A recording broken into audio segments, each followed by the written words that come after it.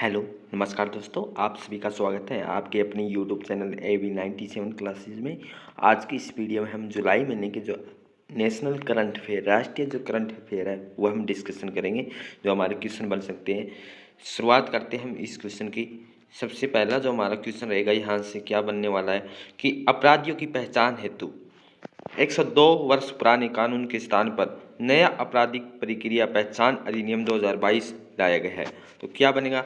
अपराधियों की पहचान हेतु 102 वर्ष पुराने कानून के स्थान पर नया आपराधिक प्रक्रिया पहचान अधिनियम कब लाया गया है? तो 2022 में। क्या है इसके बारे में हम विस्तार से अध्ययन करते हैं कि अपराधियों या दोषियों को सही पहचान के लिए कौन सा वर्ष 102 वर्ष पुरानी बंदियों की पहचान अधिनियम 1920, बंदियों की पहचान अधिनियम कौन सा था? 1920 की विस्थापित कर दिया गया है। उसकी जगह नया कानून आपराधिक प्रक्रिया पहचान अधिनियम 2022 लाया गया है, जिसकी अनुमति 2022 को राष्ट्रपति का अनुमोदन 19 अप्रैल 2022 को प्राप्त हो गया था।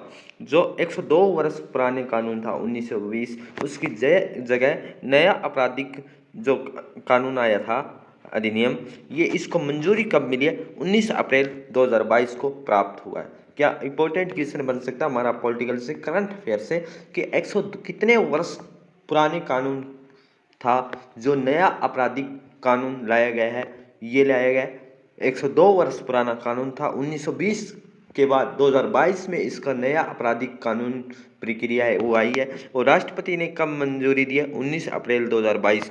इस टाइम राष्ट्रपति कौन थे? 19 अप्रैल 2022 को हमारे राष्ट्रपति रामनाथ कोविंद थे। अभी 15वें राष्ट्रपति हमारे हैं द्रौपदी मुर्मू, जो दूसरी महिला राष्ट्रपति और जो जनजाति क्षेत्र से संबंध रखने वाली पहली महिला राष्ट्रपति बनी है द्रौपदी मुर्मू।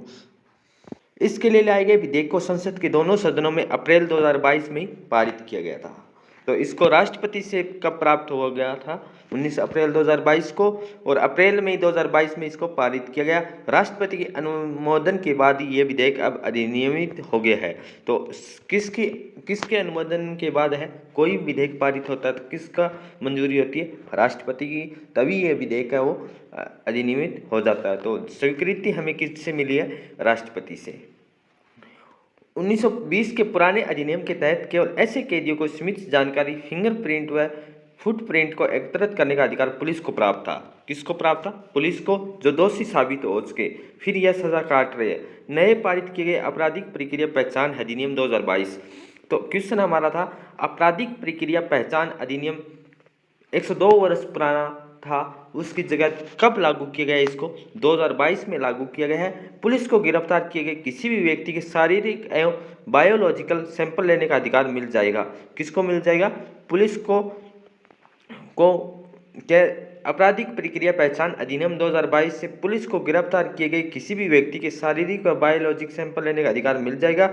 इससे अंगुली, पैरों, हथेलियों के निशान, रेटिना स्कैन, भौतिक जैविक नमूने, इसके विश्लेषण, हस्ताक्षर, हस्तलेखन, अन्य तरह के बायोलॉजिकल डाटा को इकट्ठा करने का अधिकार पुलिस को प्राप्त होगा। तो ये कौन सा था हमारा? आपराधिक प्रक्रिया पहचान अधिनियम 2022 आया है, जो 19 अप्रैल 2022 को राष्ट्रपति से प्रस्तावित हमें अनुमति है वो मिली थी, और अप्रैल में ये लागू हो गया था।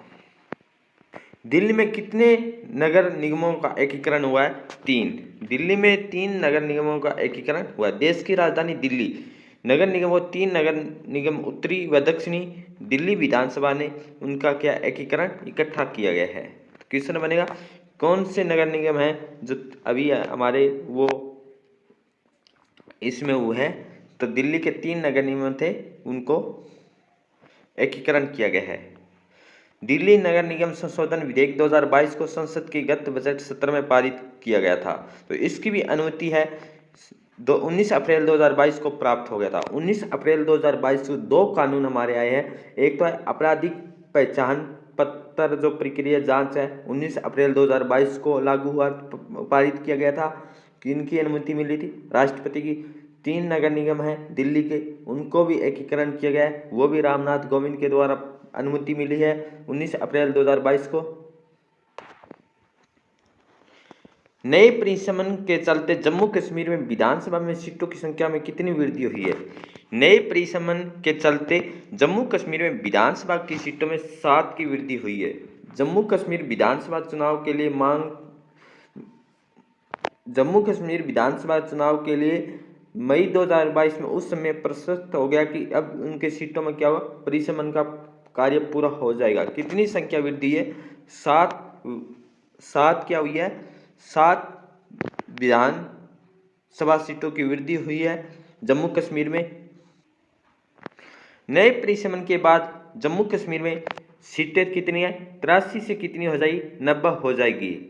पाक अधिकृत कश्मीर की 24 सीटें परिसमन में शामिल नहीं है। कितनी पाक अधिकृत की है? 24 सीटें वो शामिल नहीं है। इस प्रकार विधानसभा में सीटों की संख्या में कितनी वृद्धि है?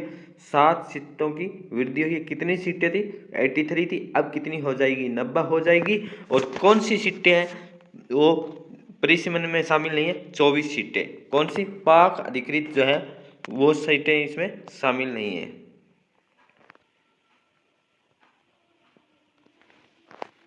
नेक्स्ट क्वेश्चन हमारा, स्वनिधि से समृद्धि योजना। स्वनिधि से समृद्धि योजना कितने शहरों में विस्तार होगा? 126 शहरों में। तो स्वनिधि समृद्धि योजना है वो किस लिए? शहरों में विस्तार के लिए। कितने शहरों के लिए? 126। सड़कों के किनारे फल सब्जियां उत्पादन बेचने वाले रेहड़ी वालों को कम ब्याज दर पर आसान शर्तों पर पूंजी ऋण उपलब्ध कराने के लिए कौन सी निधि है? स्वनिधि योजना का शुभारंभ किया गया है। स्वनिधि योजना है। स्वनिधि योजना का शुभारंभ कितने शहरों में हुआ? 126 शहरों में हुआ है। कितने शहर है? 126। बात करें स्वनिधि योजना का शुभारंभ किसके द्वारा किया गया था? कौन से मंत्रालय के अंतर्गत आता? आवास एवं शहरी मामलों के मंत्रालय के द्वारा 1 जून 2020 से किया गया है। स्वनिधि योजना कब चालू हुई थी या कब लागू हुई थी? स्वनिधि योजना है 1 जून 2020 को लागू की गई थी। जो सड़क के किनारे हैं फल सब्जियां रेहड़ी लगाने वालों के उनकी ब्याज दर और आसान शर्तों पर पूंजी ऋण उपलब्ध कराने के लिए स्वनिधि योजना 1 जून 2020 को कौन से मंत्रालय है? वह है हमारा जो मंत्रालय आवास एवं शहरी मामलों के मंत्रालय के द्वारा 1 जून 2020 को लागू किया गया है। कितना ऋण दिया जाएगा? 10,000 का ऋण है उनको कारोबार करने के लिए दिया जाएगा। 1 वर्ष के भीतर किस्तों में चुकाना होता है। स्वनिधि योजना हमारी कब आई? जून में आई है। परंतु स्वनिधि से समृद्धि योजना की शुरुआत 4 जनवरी 2021 से पहले चरण में 125 शहरों में की गई थी। स्वनिधि जो है से समृद्धि जो योजना थी, समृद्धि जो योजना कब लागू हुई थी? 4 जनवरी 2021 में। कितने शहरों में थी? 125। और स्वनिधि योजना कितने शहरों में? 126 शहरों में। तो हमारा क्वेश्चन है समृद्धि योजना कब लागू हुई थी? 4 जनवरी 2021। स्वनिधि हुई है 2022 में लागू हुई है जून में। स्वनिधि कितने शहरों में? 126 शहरों में। बल्कि जो समृद्धि योजना वो कितने शहरों में थी? 125 शहरों में। नेक्स्ट क्वेश्चन हमारा है महिलाओं कारीगरों एवं शिल्पकारों के लिए लाभार्थ नई अवसर योजना का शुभारंभ किया गया है। महिलाएं हैं जो कारीगरों हैं शिल्पकारों के लिए कौन सी योजना का शुभारंभ किया गया है? नई अवसर योजना। कौन सी है? नई अवसर योजना का शुभारंभ किया गया है। महिलाओं कारीगरों एवं शिल्पकारों की कला को प्रोत्साहन देने व उन्हें उत्पादों के विपणन के लिए उचित अवसर प्रदान करने के उद्देश्य से भारतीय विमानपत्तन प्राधिकरण ने इस योजना की शुरुआत अप्रैल 2022 में की गई है। कौन सी है? कि महिलाओं कारीगरों शिल्पकारों की कला को प्रोत्साहन देने और उन्हें अपने उत्पादों के विपणन के लिए उचित अवसर प्रदान करने के लिए उद्देश्य से भारतीय विमानपत्तन प्राधिकरण ने इस योजना का कब? अप्रैल 2022 में की गई है। क्षेत्र के कुशल कारीगरों के लिए सरल रूप से हवाई अड्डे airport is as venue for the skilled artisans of the regions अवसर नाम की इस योजना का उद्देश्य महिलाओं के लिए किया गया है।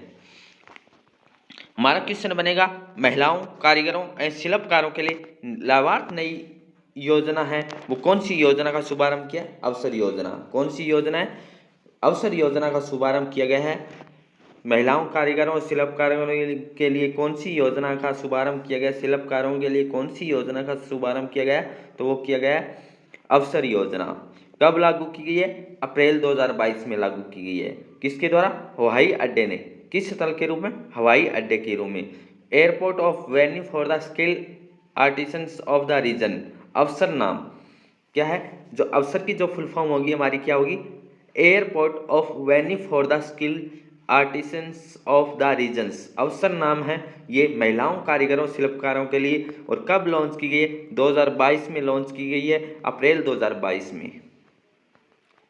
स्कॉर्पिन श्रेणी की छठी अंतिम पनडुब्बी वागसिर का जलावतरण है वो हुआ है। स्वदेशी निर्मित छठी अंतिम पनडुब्बी वागसिर का जो जलावतरण हुआ है, देश के रक्षा सचिव श्री कौन है? अजय कुमार ने।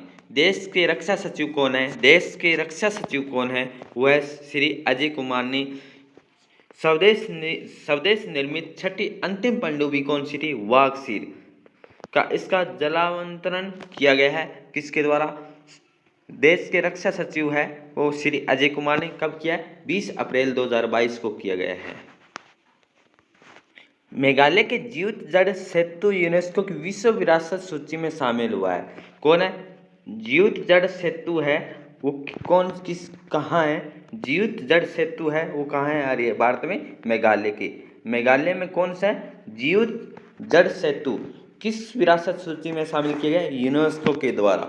यूनेस्को के द्वारा जो जीवित जड़ सेतु है मेघालय स्टेट में, उसको विरासत सूची में शामिल किया गया है। मेघालय में वृक्षों की जड़ों एवं शाखाओं को एक दूसरे से बांधकर किसी जल धारा के आर पार बनाए गए पुलों को जीवित जड़ सेतु कहा जाता है। तो हमारा क्या है यहाँ से क्वेश्चन?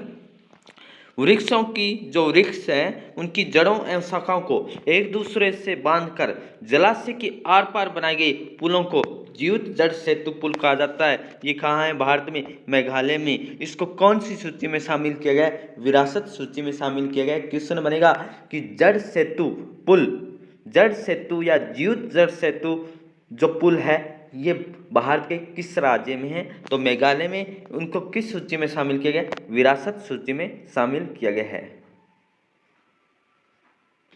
ये जो जीवित जड़ पुल का निर्माण कौन सी जनजाति के द्वारा किया जाता है? ये है जो जयंतीय जनजाति है, खासी जो जनजाति है, इनके द्वारा जीवित जड़ पुल का निर्माण किया जाता है। और ये जो जातियां हैं कहाँ है? मेघालय में। तो ये पुल भी हमारा कहाँ है? जीवित जड़ जो पुल है मेघालय में, इनको विरासत सूची में शामिल किया गया है। प्रधानमंत्री श्री नरेंद्र मोदी के द्वारा जर्मनी, डेनमार्क और फ्रांस की यात्रा की गई थी। क्वेश्चन बनेगा, प्रधानमंत्री श्री नरेंद्र मोदी ने यूरोप के 3 देश कौन से थे? जर्मनी, डेनमार्क और फ्रांस की यात्रा कब की थी? 2 से 4 मई 2022 को की गई थी। कौन सी यात्रा? 2 से 4 मई 2022 को कौन कौन से देश हैं? जर्मनी, डेनमार्क और फ्रांस की यात्रा में गए थे। क्वेश्चन बनेगा, श्री नरेंद्र मोदी मई के महीने में कौन सी देश की यात्रा पर गए हुए थे? वो थे जर्मनी, डेनमार्क और फ्रांस। ये उनकी पहली विदेश यात्रा थी चालू वर्ष 2022 में। जर्मनी के जो प्रधानमंत्री कौन थे जिनसे नरेंद्र मोदी मिले थे? वो थे जर्मन चांसलर शुल्ज के साथ प्रधानमंत्री श्री नरेंद्र मोदी।